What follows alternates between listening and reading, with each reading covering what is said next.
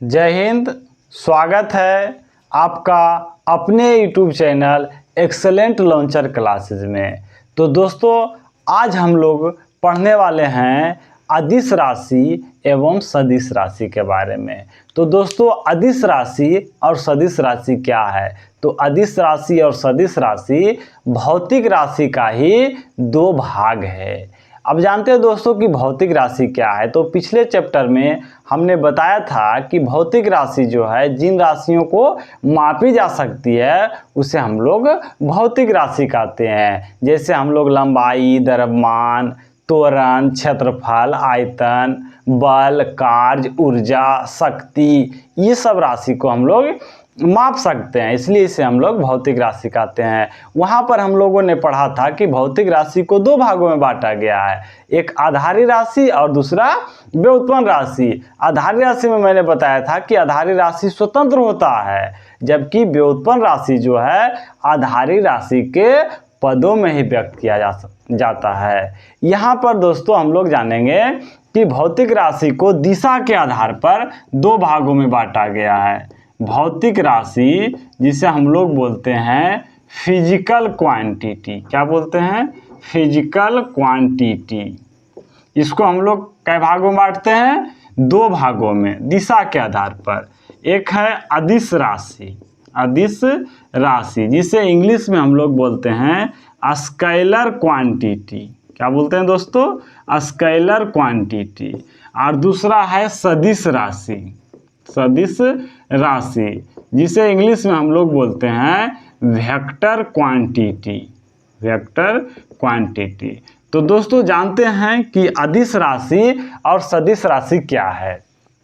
तो अदिश राशि ऐसी राशि जिसमें परिमाण हो, दिशा नहीं हो, उसे हम लोग अदिश राशि कहते हैं। जैसे देखिए दोस्तों, आदिश मतलब दिशा नहीं हो, सिर्फ परिमाण हो, उसे अदिश कहते हैं। जैसे में यहाँ देख लीजिए, लंबाई मापेंगे तो दिशा तो पता चलेगा नहीं उसमें। फिर द्रव्यमान भी मापेंगे तो हमको दिशा मालूम नहीं चलेगा। आयतन भी अगर हम मापेंगे, जैसे हम मापेंगे कि 5 लीटर पानी, तो उसमें दिशा पता चल रहा है? नहीं पता चल रहा है, सिर्फ क्वांटिटी, परिमाण पता चल रहा है। इसी तरह से दोस्तों, चाल को मापेंगे, स्पीड मापेंगे, तो आप पूरब में जा रहे हैं कि पश्चिम में जा रहे हैं, उससे स्पीड को कोई लेना देना नहीं है। इसी तरह से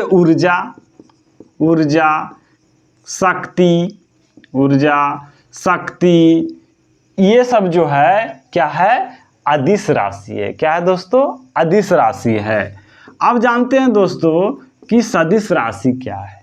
तो ऐसी राशि जिसमें परिमाण के साथ साथ दिशा भी हो, उसे हम लोग क्या बोलते हैं? सदिश राशि बोलते हैं। जैसे में वेग,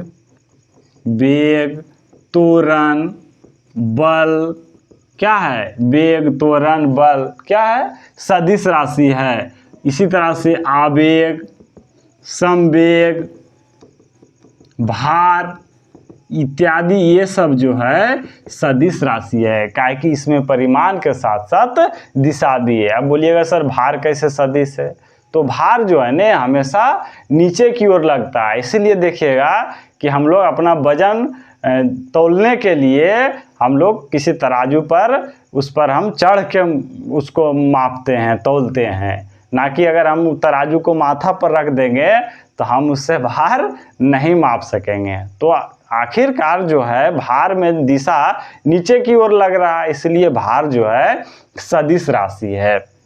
अब दोस्तों कि अदिश राशि जो है बीजगणितीय नियमों का पालन करता है। अगर इससे आप जोड़ना चाहें तो जोड़ सकते हैं। जैसे अब लंबाई के जोड़ना है कि 5 मीटर और 10 मीटर जोड़ना है, तो 10, 5, 15 मीटर हो गया।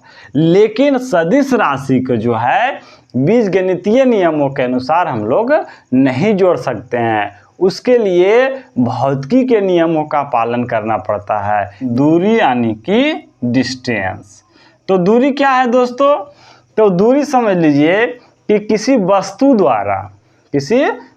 द्वारा तय किए गए पथ की वास्तविक लंबाई को ही हम लोग क्या कहते हैं, दूरी कहते हैं। तो यहाँ हम लिख दे रहे हैं दोस्तों कि किसी वस्तु द्वारा तय की गई पथ या रास्ते की वास्तविक लंबाई को दूरी कहते हैं। क्या कहते हैं, दूरी कहते हैं। इसे जो है पराया एस से सूचित किया जाता है। इसे पराया किससे सूचित किया जाता है, एस से सूचित किया जाता है। अब बोलिएगा सर कि दूरी का SI मात्रक क्या होता है। तो दूरी का SI मात्रक क्या होता है दोस्तों, मीटर होता है। क्या होता है, मीटर होता है। यहाँ हम एक उदाहरण से समझते हैं दोस्तों कि मान लिया कोई वस्तु A पर है, A से गया कहाँ पर, B पर, B से गया C पर, C से गया D पर, D से गया E पर। मान लिया कि A से B के दूरी 3 मीटर है, यहाँ B से C 2 मीटर है, C से D 4 मीटर है और फिर D से E 3 मीटर है। अब यहाँ पर हमको वस्तु की दूरी निकालना हो कि A से E तक कितनी दूरी तय की।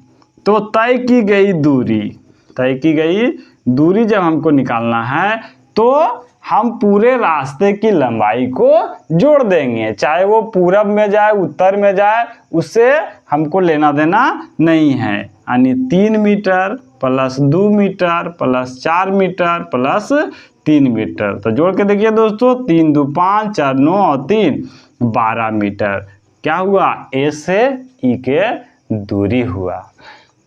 तो दोस्तों अब आगे चलते हैं कि विस्थापन क्या है। तो विस्थापन को इंग्लिश में हम लोग बोलते हैं डिस्प्लेसमेंट। क्या बोलते हैं दोस्तों, डिस्प्लेसमेंट। तो दोस्तों जानते हैं कि विस्थापन क्या है।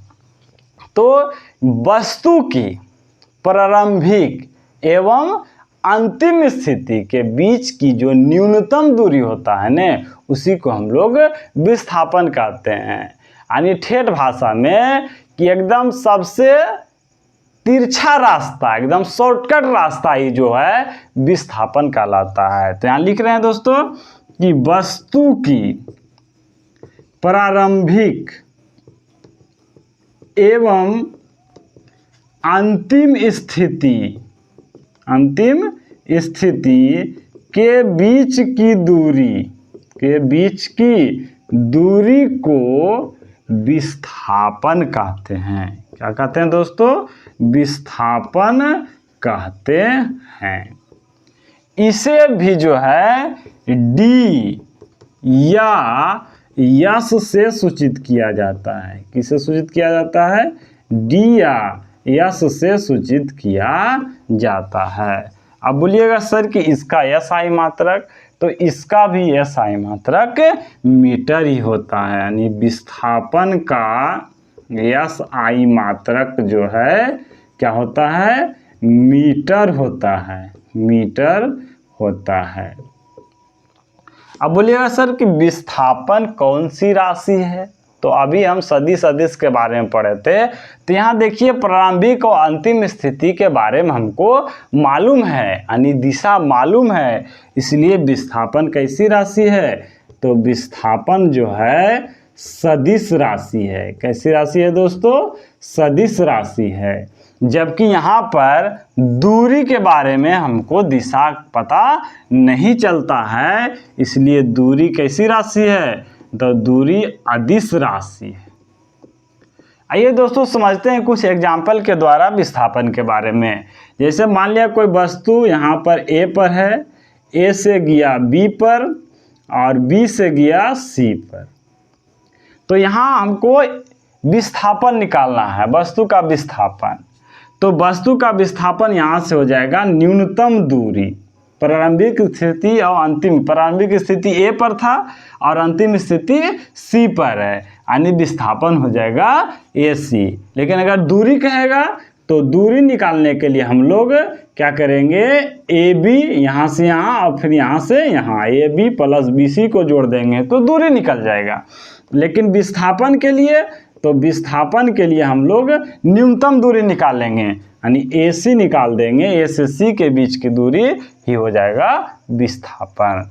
चलिए दोस्तों दूसरा उदाहरण देखते हैं कि एक वस्तु यहाँ पर ए पर है, ए से फिर गया बी पर और बी से गया सी पर और सी से डी पर और डी से फिर वापस ई पर, ए से बी, बी से सी, सी से डी और डी से ई। तो यहाँ पर अगर कहेगा कि कितनी दूरी तय की, तो दूरी बराबर हम सबको जोड़ देंगे, यानी A B plus B C plus C D plus D A जोड़ देंगे तो दूरी निकल जाएगा। लेकिन अगर कहेगा विस्थापन बताइए सर, तो विस्थापन तो जानबे करते हैं कि प्रारंभिक स्थिति एवं अंतिम स्थिति के बीच के न्यूनतम दूरी। अब बताइए वस्तु यहीं पर था फिर यहीं पर आ गया, तब कोई चेंज होवे नहीं किया, यानी विस्थापन यहाँ हो जाएगा 0, यानी 0 हो जाएगा। तो दोस्तों आज की ये क्लास आपको कैसी लगी, कमेंट सेक्शन में अपनी कमेंट जरूर दर्ज करें। वीडियो को लाइक एवं अपने दोस्तों के साथ शेयर करें। अगर आपने अभी तक हमारे चैनल को सब्सक्राइब नहीं किया है तो चैनल को सब्सक्राइब एवं नोटिफिकेशन बेल को दबा दें, ताकि आगे आने वाली हमारे वीडियो की नोटिफिकेशन आपको मिलती रहे। वीडियो देखने के लिए आपका बहुत बहुत धन्यवाद।